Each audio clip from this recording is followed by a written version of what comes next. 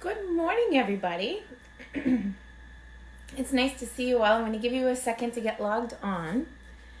I don't know why it is that every Tuesday morning at 9 o'clock I get like 5 texts and 14 instant messages through Facebook, and I'm always live at 9 o'clock on Tuesday morning, so I can't answer them. But I want to, and so I'm 2 minutes late. It happens. I'm just going to share this over to the creative group. How you doing, Kayla? My friend from down under. Someday Kayla and I are going to meet on a Stampin' Up! Incentive trip. Kayla's my buddy, and she's going to earn one. I know she is. All right, let me just go share this. Let's see. Hey, they took off the explicit in my linky. I think that's pretty funny. Although I have to say I was a little bit proud of everybody. I was a bit proud that they were putting explicit in my video title. Darn computers. It's so funny. All right, so let's share this over so everybody can join us. Although there's quite a few of you here already. What, there's 6 of you already? Oh, no. I got my explicit back. Yay. I guess I should swear or something. Well, I'm not going to do that. But it wouldn't be unusual for me in real life. How's that? Okay, that's pretty funny. Well, so I am coming off retreat weekend. It was absolutely fabulous. I'm exhausted. It's exactly what I needed. I am built up and happy, and I get to spend time with my crafting friends. Although when I run a retreat, I'm typically running around. The big joke of the weekend was that it was a no frills craft weekend. Well, and what no frills means to me and what it means to everybody else is different. Usually no frills is you show up, you get a 6-foot space, good luck, have a nice weekend. For me, no frills means we didn't do food, we didn't do we didn't do lodging, so there was no hotel attached. But I still did pillow gifts every day and a killer, amazing goodie bag that had, we made 10 different cards out of their $50 goodie bag. Plus, we made a 3D frame. And it's so funny, I designed the frame in a 5x7, and here's your frills. They had to cut a piece of paper down to 4x6 because the wrong frame came in. That was the big snafu. Let me see. Then we had a team meeting on Sunday because I don't want to reschedule anything. So we just did it right there at retreat, and it was awesome. Half the people were already there, so it worked. Quick 2-hour meeting. And we did a swap, and I have swaps to show you, and I have team meeting cards to show you. And last week on the live, someone asked me to cover watercolor pencils, and as you can imagine, I am in total disarray. But you know what's really crazy? Oh, there it is. I was like, I know I went and put water in an aqua painter. My favorite way to use watercolor pencils is with an aqua painter, and I'm going to show you that medium and using them with this. What I don't have is my Fluid 100. I've completely run out. I bought 2 packages when the Fluid 100, when the Fluid 100 paper ran out. I hit the table with my knee. And I've used all of it. Can I just tell you, Fluid 100 is the most amazing paper ever, and it's able to get more wet. And I like to wet the back. The girl who ran the class on Fluid 100 at retreat said you don't wet the back, but I always kind of like, if you heat a piece of paper and it makes it curl, you heat the other side and you can curl it back. Anything you do to one side of a piece of paper, if you do the same thing to the other side, you can do it. But what I did find is some shimmer white scraps, so I figure we'll work with that. And the Fluid 100 is amazing, and actually it was my friend Diane who got me turned on to it, and it's so worth it. I saw a post somewhere, is this really worth it? And it is amazing. You haven't been to a retreat in a year. So we had 4 optional classes. I taught one, and mine was Clean and Simple Christmas cards. They did 12 cards, really cool, envelopes included. I think my class was an hour from start to finish because they did all their stamping, then they assembled one, and then they took the rest. So it was fast. And Christine did a sampler, and Diane did the fun, messy class with the Fluid 100 and the watercolor. And if you look on my Facebook wall, you'll probably see some of the pictures. My daughter took that class, and she was in love. And of course, Joanne and Gina are usually the focal point of every retreat. Their class always sells out. They always do fun folds, and they teach together. They team up, and they're a great team. And I'm grateful that they're part of my team. So I do have another retreat. It is in October, the first weekend in October. We used to have it in November, and it was getting really tight with On Stage, which is the Stampin' Up! Reward recognition kind of event that they do yearly. And so I moved it up, and we have it at this place in Kennebunk that you can see the Kennebunk River from the parking lot. It is in the middle of leaf peeping season when you can't get a hotel anywhere in Maine. And here we are in Kennebunk on the water. And it's a crafting weekend, and for a double rate, it's $347. And if you want your own room, I can convert a double, and it's $423. And I have 4 rooms left. I have one person who's in a double as a single, and she was looking for a roomie. And then everybody else, I have 4 doubles left. So, and then I'm sold out. I'm already kind of beyond my numbers. What I usually do, but I'm so excited. It's leaf peeping season, and it's on the water, and it's a religious retreat center, so it's not the Marriott. It's not very lush, or but they cater to us. And these spaces, you get a 6-foot table to yourself. The plug to plug in is amazing. The tables have lights built into the middle, so if there are three seats together, there's one light in between the 3 tables that come out of the middle of the table, and they point on the tables. The place is amazing. The food is included, so that rate is your price. And then, of course, optional classes with Gina and Joanne and Christine and Diane, hopefully, if she'll teach again. Her class looked so amazing and fun, and this was her first time teaching. So I tell you, if you're not on, if you haven't tried retreat, you should just come to Kennebunk. And it's leaf peeping season, so if you're bored or you're tired or you want to go out, go out. We're in the middle of like this quaint little town. It's a mile to walk to the downtown area, but there's wineries down there and places to go shopping and in and out of the little stores. So if you live far away, the weather is perfect. The leaves are starting to change. If you want to be in New England for leaf peeping season, this is the retreat. It's so awesome. And the grounds are amazing. There's a 1.3 mile walking trail on the back of our property. So cool. So that's all about retreat. This morning is also, everything comes together all at once, is also on stage registration for anybody on my team. If you're not on my team, you can come with us. Just message me when I get off of this live. I'll do a quick live over on my team to remind them to sign up.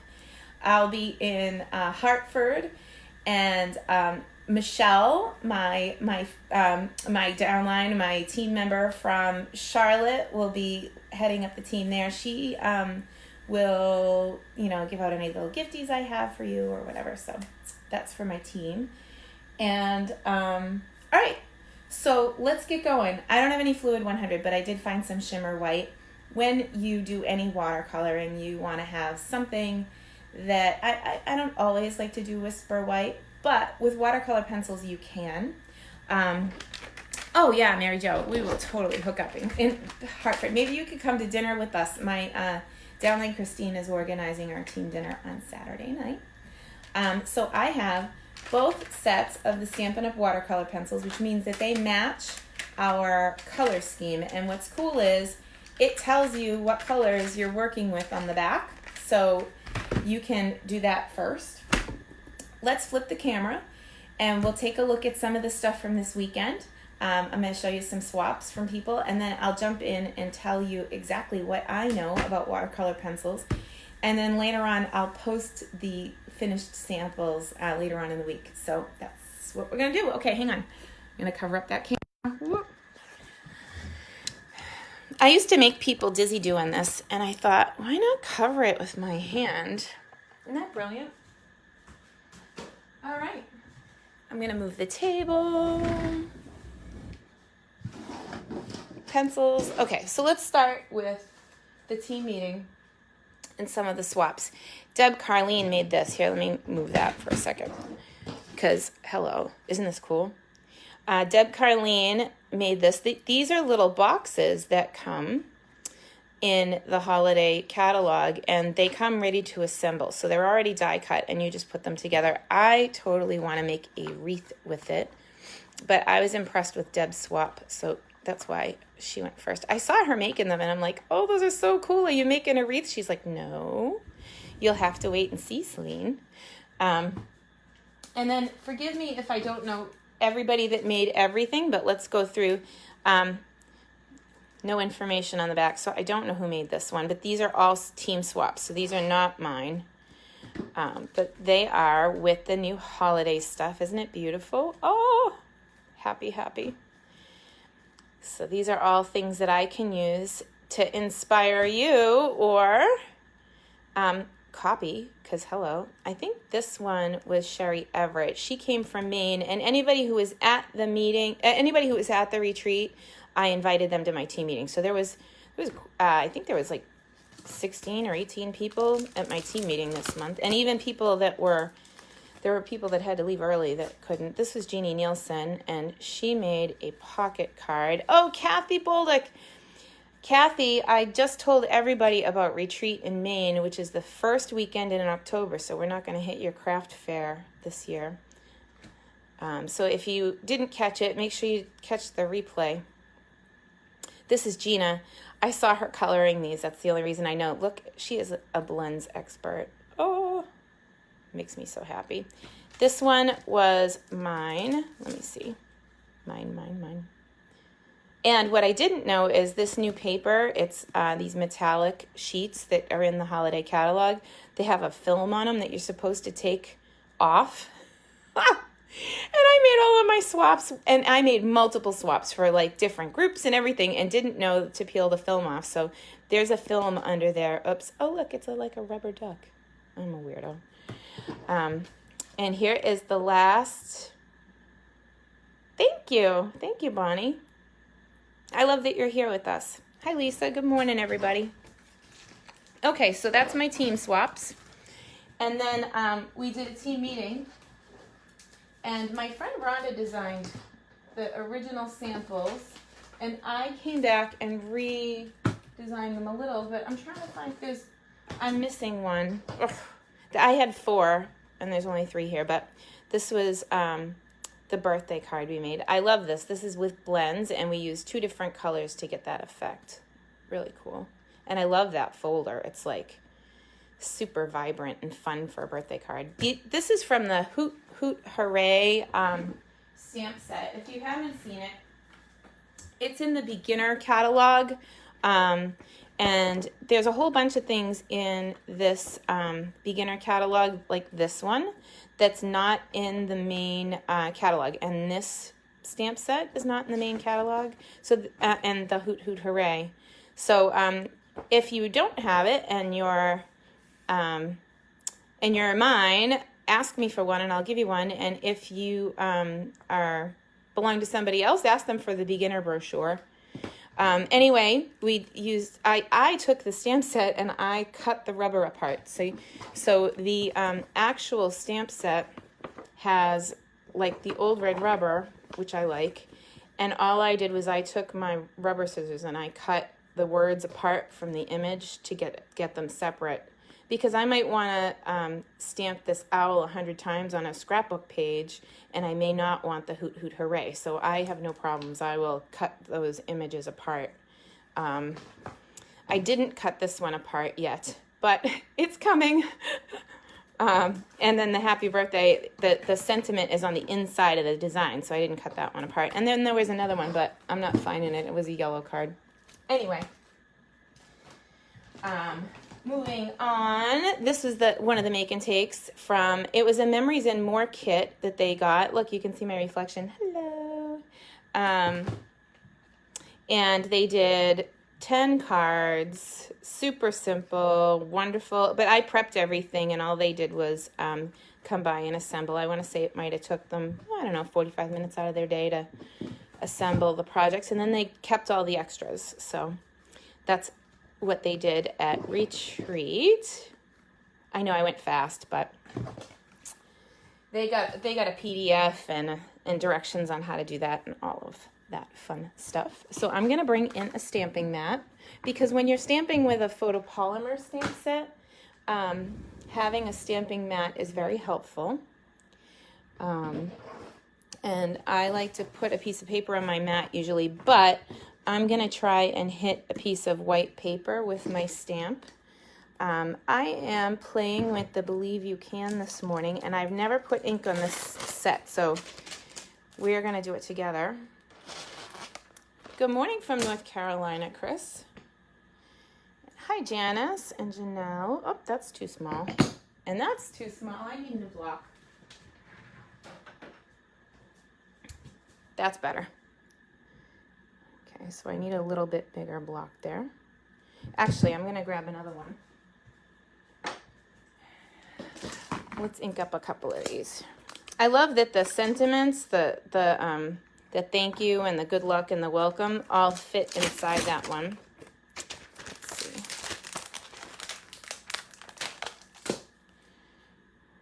Okay.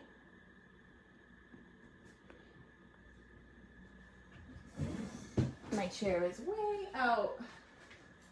Let's see. Okay. So it's been a while since I've used StazOn, but I like to use StazOn with anytime I'm using a water-based watercoloring medium. So I love the smell of StazOn. So open the cover, breathe deep. Oh my goodness, it smells so good. It smells like almond cake. That's the best I can say. So sorry for my be just like being in class with me, because that's what I do with StazOn. I open the cover and breathe deep. So I'm going to let the re-inker soak in there for a second. I don't want to make a mess on my stamp. And then I'm going to ink up and stamp a couple of these images to get them ready for, yeah, I love that smell. It's so good. I'm such a goofball though.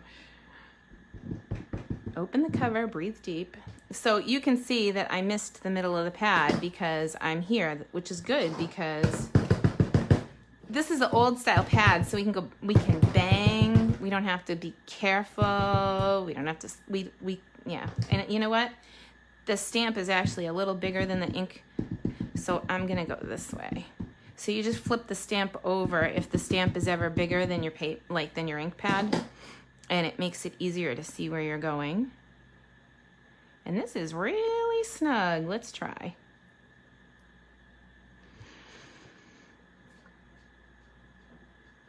So we're just getting a couple of images stamped so that we can, ooh. Yeah, I don't like the way it came out, but that's okay. The only thing that's messed up here is the can and the banner, and when I'm done, I can actually fix this. So I'm gonna wait, or I could use my Stamparatus to fix it. This looks a little small too. Let's see. It looks like it fits perfectly. Okay, so again, I'm gonna go upside down. But this is just for the sake of playing this morning so I can show you the pencils. All right. I gotta move it so I can not knock into the camera. Hopefully I'm still in the frame, and if not, well, I'll see you in a second. I'm crooked. So that's the good reason to cut after you stamp. Now, if you're ever wondering if you're not reaching your stamp, you can always flip it over and make sure that it is, because this is a kind of a big stamp. And look, it's stuck. Peeling it off. Whoop. Okay. Good stuff.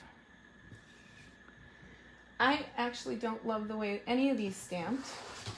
So I'm gonna go again and just stamp on my scrap. I can always cut it out after. And this pad needs to be replaced. Even though I re-inked it, it's kind of sticky. And again, I'm just gonna make sure that it's nice and flat. Oh, that's nice and clean. Okay. So I'm actually kind of glad that I did that, because now I have the scrap paper that we can start on, and I can start to show you the watercolor pencil piece of it. So here we go. This is the collection 2. There's 2 different ones. And again, the colors are all written on the box for me. And these are the old colors. I like the white one for making highlights or fixing oopses. And I'm gonna give this one more sniff and put it away, because I don't want it to dry out on me more than it is. Okay, so let's say, for example, you want to, well, let's start at the beginning. Let's pull out a nice color. This is Night of Navy. Yeah. So this is hatching, meaning scribbling in one direction. And when you scribble in the other direction, that makes it a crosshatch. So if I was coloring something in line to line, I could start by doing this. With the watercolor pencils, you can also use it to make a second palette. So let's grab another blue. How about balmy blue? And we'll go side by side with this color, and we can actually create a new blue. So you can take these 2 blues, and this is I grabbed the wrong tip. So our aqua painters come in packages of 2, and I always prefer the smaller tip. So I'm just gonna grab my bucket over here and find one that has nope, that's a big one. Maybe that's a little one.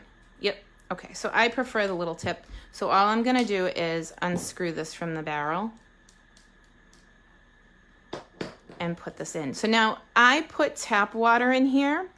As soon as I'm done with the live, I'm gonna empty it out, because here in Massachusetts, if I don't, tomorrow there'll be mold in there. So I actually, once there's been water in them, I separate them and let them air dry.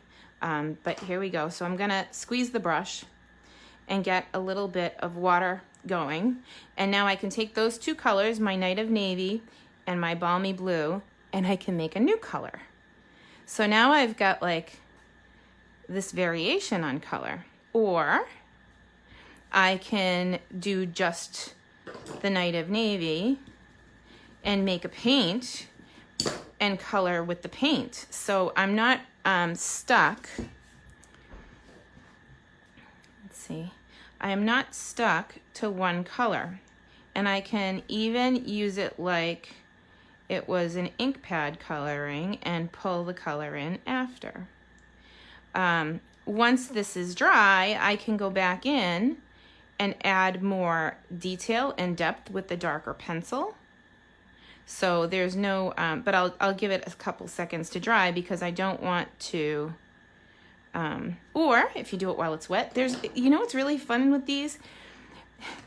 You can play as much as you want, and there's really no messing it up. So it just makes it more vibrant, and the lines are, here, let me see if I can show you closer. It just makes it so that the lines will run if you do it while it's wet, but it's still all on there. And then again, to clean my tip, I'm just gonna get the paint off, and now I'm ready to go again. So there's no cleaning in between, but I always like to make some sort of a palette if I'm gonna be painting with it. So moving on to our image. And I'm sorry I'm not seeing your comments. My computer is funny. It is what it is. Let me see if I can pull it up in between. All right, so I got the green. Let's see what green that is. Nope, that's not green. Here, I need the ends. I want olive. Let's find some leaves. So this is the other way you can use them. Oh, and you know what? We don't have a pencil sharpener, and mine is put away. Crap. Again, I'm just coming home from retreat, so everything is packed. Let's see if I can find it real quick. Oh, this is my tool. I'm getting my tool bag from retreat, so I threw everything. Yeah, I have it right here. So this is the pencil sharpener that I use. It's Staedtler. When I was in art school, Staedtler was the sketching pencils that we would use. And it's a very good brand name, so this could use a sharpen. I'm just going to sharpen, and because my pencil tip is fuzzy, it's still not perfect, but that's my pencil sharpener for these, and you can just get it on Amazon. It's not expensive. Not all pencil sharpeners are created equal. Okay, so I've got a few greens going on, and then I'm gonna go in with my aqua painter. It's got a little water on it. I don't need to make this overly watery. So the reason I like to color with these with pencils are that pencils are a dry medium. So if you're using a blender pen, the blender pens are pretty dry themselves, so dry with dry. You know, my results aren't always the best. So this way, I can take the line of color that I've put in on my leaves and just move the color, but it's not overly saturated because I'm not squeezing the brush. If you squeeze the brush, you're going to end up with a big puddle of water like we did in the beginning. All right. So now we got to pick a color for these. How about pink? My daughter's watching from her room. She likes pink. Let's see. I'm trying to get to the video on the other side to see if I can see your comments. Oh, I've got you. Okay. I've got you, I think. The last one I can see is the people who like the Stays On smell. Stays On Sniffers Unite. Here we go. All right, so I've got a little bit of the pink in there now. And I can pull that color right out. And I don't have to color to the ends. Real flowers have like multi-dimensional color. I actually printed out a picture last night because I wanted to play with making magnolias more realistic, and I printed these off the internet and thought that I would use them as inspiration for coloring magnolias today.